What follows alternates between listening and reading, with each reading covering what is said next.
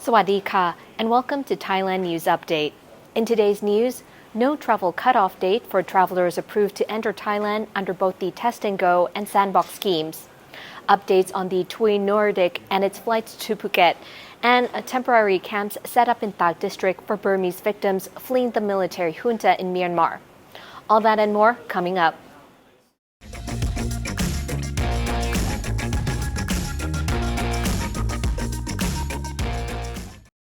The Ministry of Foreign Affairs has confirmed that there will be no travel cutoff date for travelers approved to enter Thailand under the Test and Go or Sandbox entry schemes. Well, at least for now.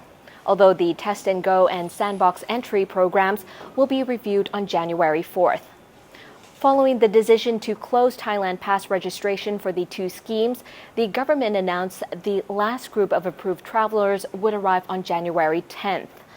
But that date was never posted in the Royal Gazette, and a spokesperson on the Ministry of Foreign Affairs has confirmed with the Thaiger that there is no cutoff date. The urgent decision to close registration for the two entry schemes, with the exception of the Phuket Sandbox, was made after Thailand's first local Omicron transmission was reported. The Thai government posted a graphic with the January 10 date and an announcement on both the official Royal Thai government website and the government spokesperson's Facebook page. Those posts, to add to confusion, are still up. It was also announced by a popular part-time blogger, the National News Bureau of Thailand, and the Thai PBS World. But a spokesperson for the Ministry of Foreign Affairs insists that reports of the January 10 cutoff date are false. The ministry's Department of Consular Affairs runs the Thailand Pass website, and no cutoff date is mentioned on the website or on the TAT's website. Yesterday, it was reported that Europe's largest travel firm, TUI Nordic, announced it had canceled scheduled charter flights to Phuket from December to April next year. We've since been contacted by TUI Nordic to say that the information originally posted by the nation wasn't correct and that TUI Nordic will continue its flights to Phuket. A Phuket representative was quoted originally, but the senior product manager of TUI Nordic says that they will continue services into Phuket. And also because of the changes to the government's Test and Go travel program, happily reroute TUI passengers through Phuket, where the Sandbox Program is still accepting applications.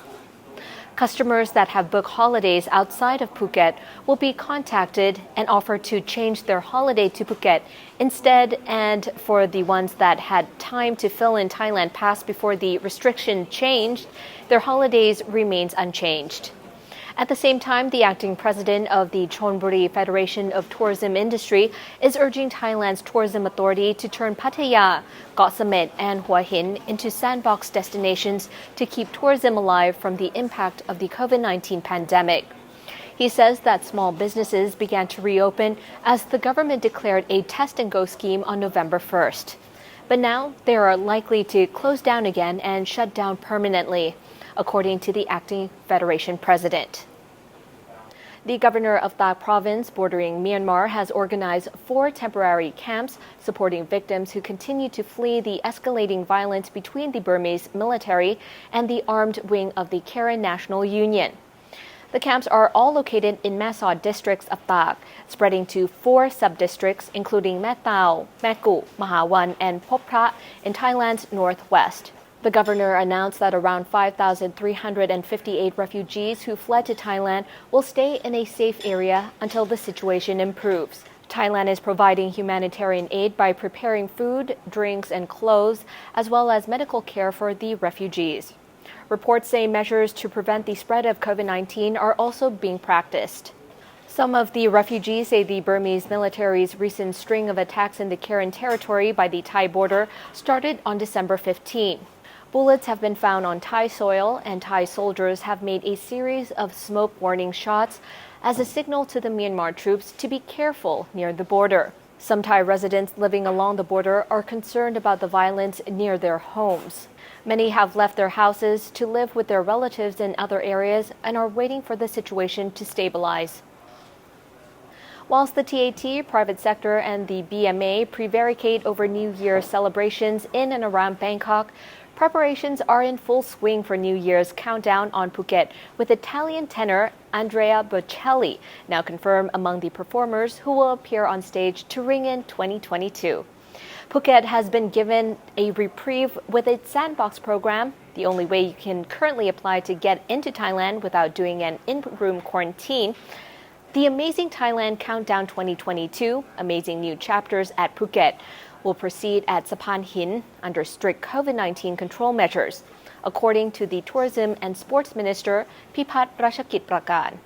He says the countdown event, which is expected to start at 8 p.m., will feature Bocelli, 10 Thai artists, and a spectacular firework display to round off the evening's festivities.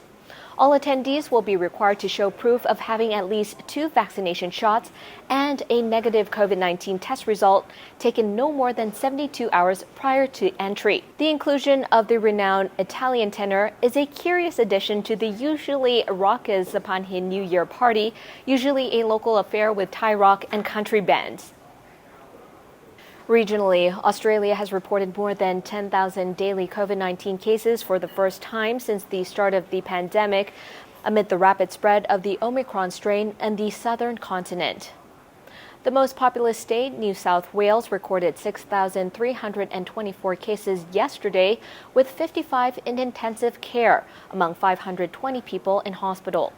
A man in his 80s also died from Omicron yesterday. The state's health minister, Brad Hazzard, also bluntly announced that everyone in the state is likely to get Omicron at some point. The second biggest state, Victoria, posted 1,999 daily cases. A week after a series of deadly floods swept through the Malay Peninsula, victims claim they have yet to receive aid or any government assistance. A relief camp in Selangor near Kuala Lumpur has been swamped by people seeking basic food and supplies. They spoke of paperwork and over-officious authorities, making it difficult to distribute emergency supplies. Some villages and remote areas in Malaysia have been without food and supplies for up to 9 days. Selangor was one of the worst-hit areas in the country's heaviest rainfall in the past 100 years. As of yesterday, 48 people have died due to the floods, while 5 were still missing. And that wraps up the morning news for today. Don't forget to subscribe to the channel to keep up with all the latest news around Thailand and the region. Also, visit our website at thetiger.com for more news throughout the day. I'm Natty from the Thaiger. Sawadee ka.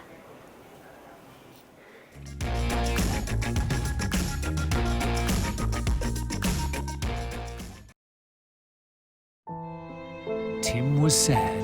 He had time on his hands but didn't know where to find the news. But then he remembered. The Thaiger app, all your Thai news and Thaiger videos in one place. Just a single click takes you to a one-stop connection to all the news and information in Thailand.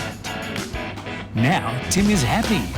Available free on Apple and Android, hologram not included.